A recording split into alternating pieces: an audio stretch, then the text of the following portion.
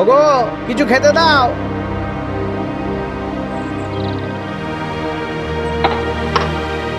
নাও গেল। এ কি শুধু চিড়ে?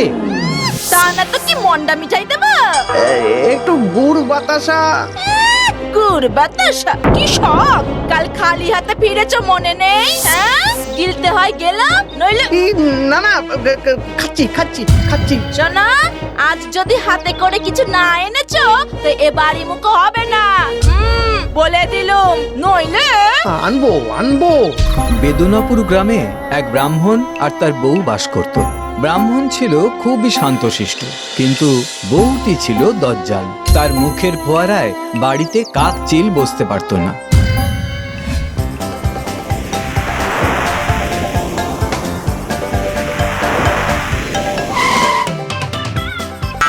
উফ, কোথাও কোনো জায়গা ফাঁকা নেই যে একটু শান্তিতে থাকতে পারি।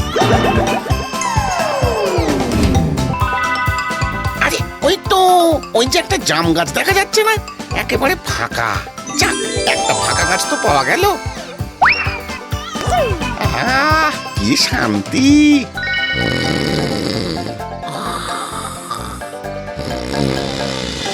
এদিকে সারাদিন ঘুরে ঘুরে ব্রাহ্মণ কিছুই জোগাড় করতে পারে না। বেজার মুখে খালি হাতে বাড়ি ফিরে সে। আজ যে আমার কপালে কি আছে কে জানে।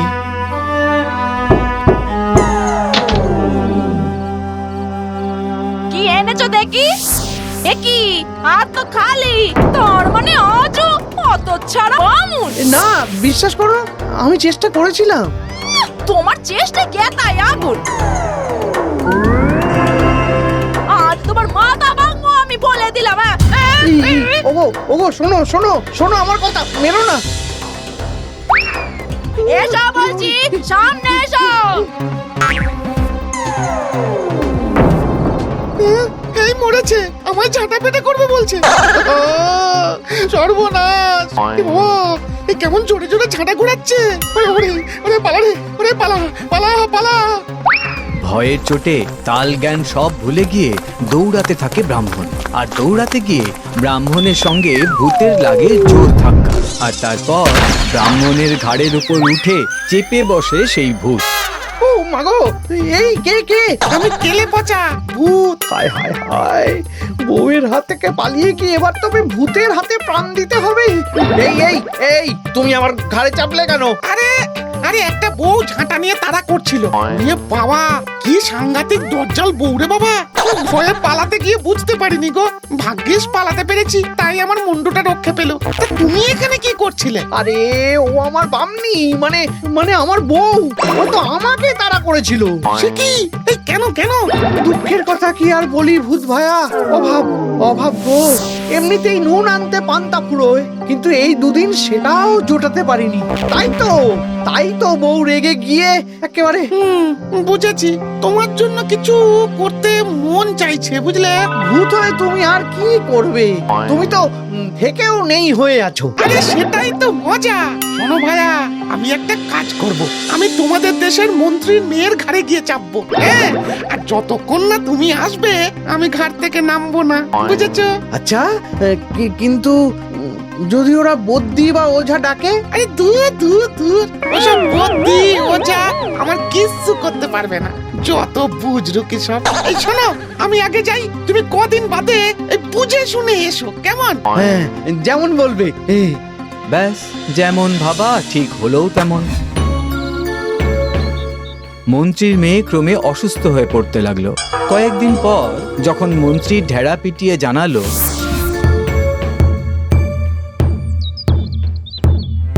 শুনুন শুনুন শুনুন, মন্ত্রী মশাইয়ের মেয়ের রোগ যে সারাতে পারবে তাকে প্রচুর ধন সম্পত্তি দেওয়া হবে। শুনুন শুনুন শুনুন। খবরটা শুনেই ব্রাহ্মণ বুঝলো এবারে সময় হয়েছে। সে সোজা গিয়ে উপস্থিত হলো মন্ত্রীর সামনে। দেখুন বামন ঠাকুর, আপনি যদি আমার মেয়েকে সুস্থ করতে পারেন তাহলে আপনাকে আমি এত সম্পদ দেব যে আপনার আর কোনো অভাব থাকবে না। আর না হলে কিন্তু চিন্তা নেই মন্ত্রী মশাই, আমি পারবো। আপনি আমাকে আপনার মেয়ের কাছে নিয়ে চলুন।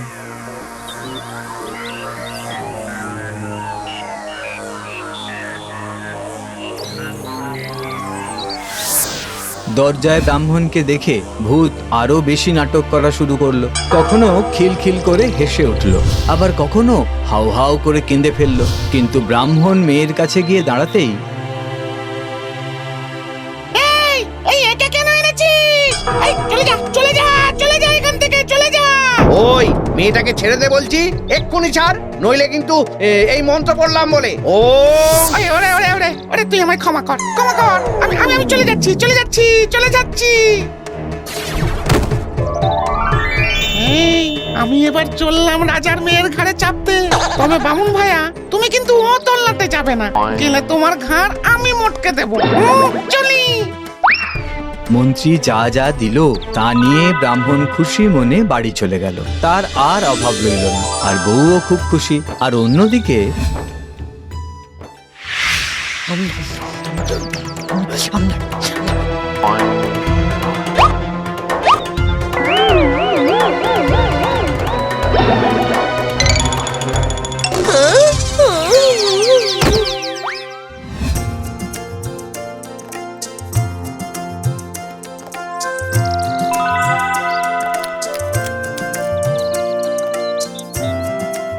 শুনছো, আজ দাসীকে বলো তো একটু পিঠে পায়েস রাঁধতে।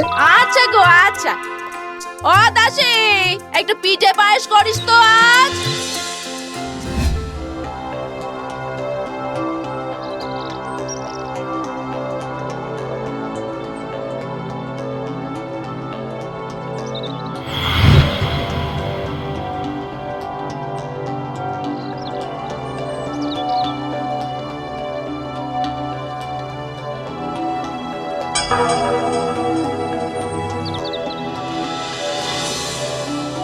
মহারাজ, মহারাজ, এই একই কাণ্ড আমার মেয়েরও হয়েছিল। রাজকুমারীকে ভূতে ধরেছে, ওই বৈদ্য দিয়ে হবে না। তাহলে আপনি ওই বেদনাপুর গ্রামের ভট্টাচার্যি বামুনকে ডেকে পাঠান, যে আমার মেয়েকে সুস্থ করেছে। পেয়াদা, এখনই বেদনাপুর গ্রামের ভট্টাচার্যি বামুনকে ডেকে আনো। পেয়াদা আনতে গেলেও ব্রাহ্মণ জানায় সে যাবে না। ভূত তাড়ানো বিদ্যা নাকি সে ত্যাগ করেছে। সব শুনে রাজা কোতোয়ালকে পাঠালেন আর নির্দেশ দিলেন যে আসতে না চাইলে তাকে যেন ওখানেই কোতল করা হয়। আরে বললাম তো যাও না। বেশ, তাহলে রাজার নির্দেশে এখানে আপনাকে কোতল করা হবে। ও গো, যা বলছি করো না। যাও, নইলে।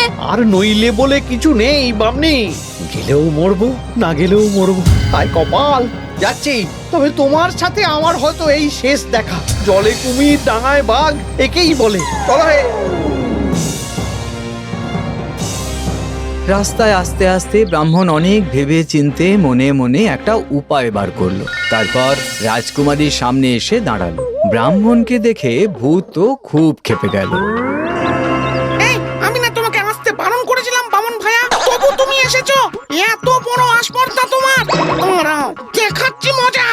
ভাইয়া শান্ত হও, তোমার কথা কি আমি অমান্য করতে পারি? তাহলে এসেছো কেন? আরে এসেছি কি আর সাধে, তোমাকে একটা ভয়ানক বিপদ থেকে বাঁচাতে এসেছি। কিসের বিপদ? আরে কি করে জানি না, আমার বউ টের পেয়েছে যে তুমি এখানে আছো, আর তাই ঝাঁটা হাতে মারমার করে ছুটে আসছে। আমি কোনো রকমে তার নজর এড়িয়ে তোমাকে সাবধান করতে এসেছি। বলো কি? কি করে জানলো? আরে বউ আমার অন্তর্যামী। তোমার বউ এখন কত দূর এসেছে? তা এতক্ষণে বোধহয় সদর দেউড়ি পেরিয়ে এসেছে। এই ঘরে ঢুকলো বলে।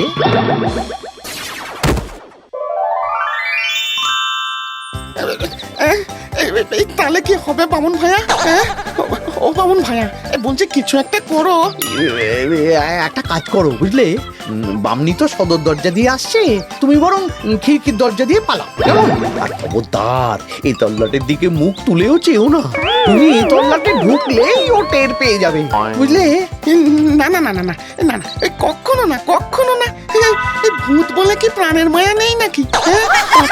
তাছাড়া ঝাঁটায় আমার বড্ড ভয়। ও আমায় ওই দিয়েই মারতো কিনা।